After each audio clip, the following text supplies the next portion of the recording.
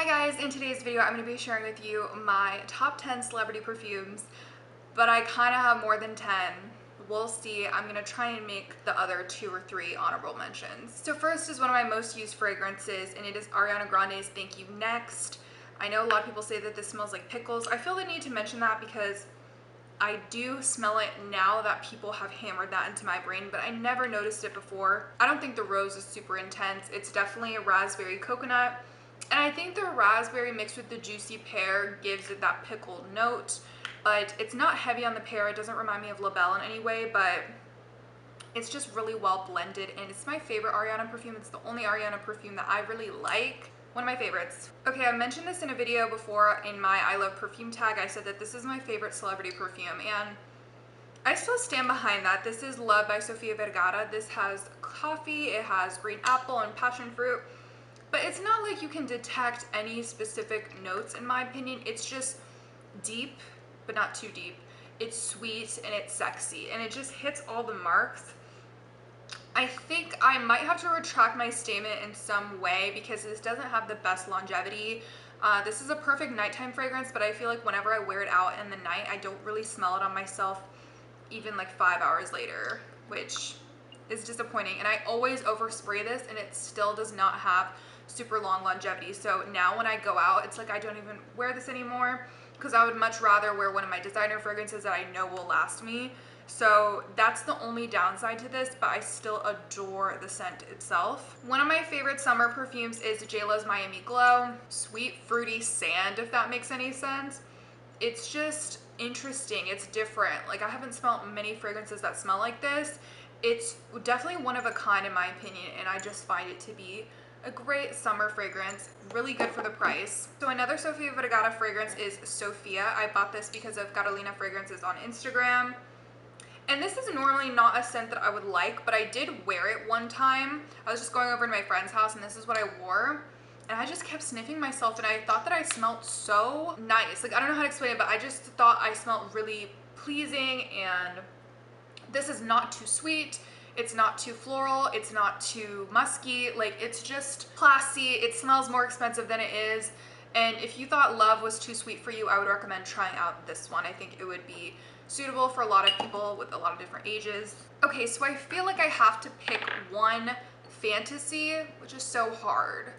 I will pick the original fantasy because I just think this is a light, fruity scent, but it's unique because of the kiwi and the lychee and the keen. So it's just, it was one of its kind when it came out. It redefined what a celebrity fragrance is. And it's sweet without smelling cheap. I feel like this smells way better than Pink Sugar by Aquilina.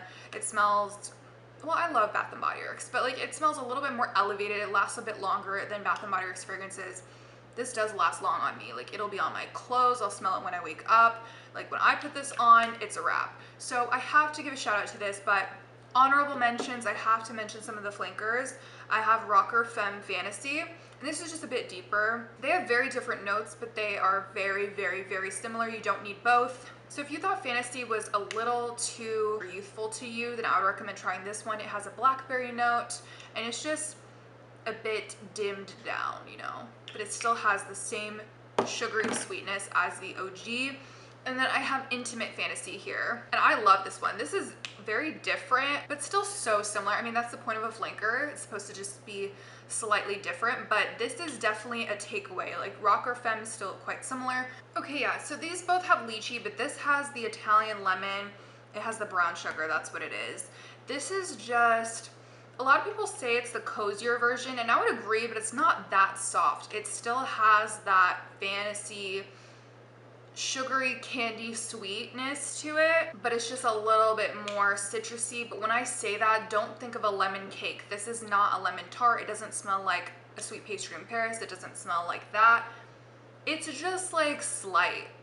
I don't know how to explain it, you guys, but this is really, really good. I think that these are great little sisters to the OG. So those are just honorable mentions. So while we're talking about Britney, I'll just mention VIP Private Show. I definitely prefer this to the OG. I'm telling you guys, the OG does not smell like much to me. I find it to be very, very generic, and I think that she can do better than that, and this was better in my opinion. But it's so different. They're totally different concepts. This is just fruity. It's mango, I think apple, violet, It's just juicy. I love it. It's juicy fruits. I find that it smells even better on my skin. Like when I have it on my skin, I'm like, I just smell like a snack. Then I have Fancy by Jessica Simpson. This is honestly not my favorite fragrance. I like mixing perfumes with this just to make it a little bit sweeter. This is a soft caramel cozy fragrance. This is perfect for the fall and the winter. It's not doing too much. It has almond, gardenia. I think it has caramel as well.